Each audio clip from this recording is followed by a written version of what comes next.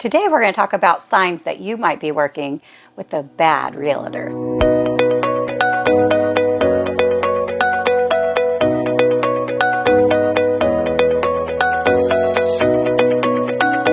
Hi, my name's Deanna Bradford. I'm a realtor with Reese Nichols Realtors in Excelsior Springs, part of the Bill Hightower team. So what if you're working with a realtor, but maybe things aren't going well and you have a feeling they weren't the right pick for you? Here are some things to be looking out for.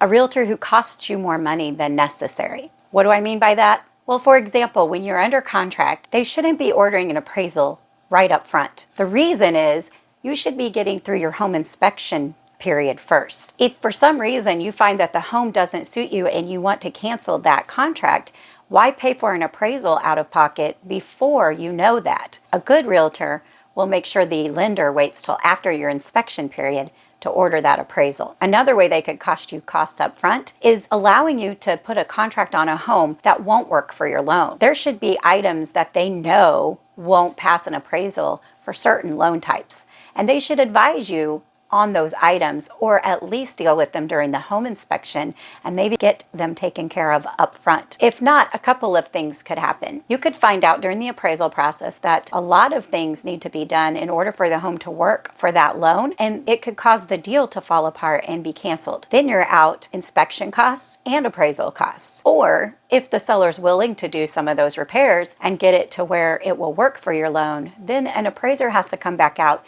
and re-inspect, which can cost you additional fees. Now, I'll admit that does happen from time to time, but a realtor should be able to tell you ahead of time what to be looking for and at least avoid the majority of those pitfalls. Another sign of a bad realtor is rarely being available. In this market, homes sell fast, and when you see a property come up for sale, you can't wait several days to go see them. So if your realtor is saying that they can't show you a home for several days, or at least give you some kind of an alternative to be able to see the home, there could be a problem with that. Another sign is just lack of communication with you. Are they answering the phone or responding to texts or emails? Now, everybody's busy, and I don't answer my phone every time it rings, but I always get back to the person at some point, and I always respond to texts and emails in a timely manner. If your realtor is rarely responding or it takes days for them to get back to you, that could be a problem. Another sign of a bad realtor is a lack of communication with the other parties involved in the transaction.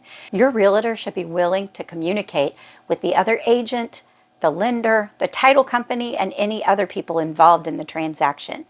There are a lot of people involved to help a contract get from beginning to the end. And in order for it to work smoothly, communication is a must. And a realtor should be able and willing to communicate with all parties and make sure that everything is moving along smoothly. Another sign is when their commission is more important than your best interest. A good realtor should be willing to warn you about things that they see, maybe problems with the property. They should be willing to tell you when they know about problems with the house. They should be able to steer you away from things that you should avoid.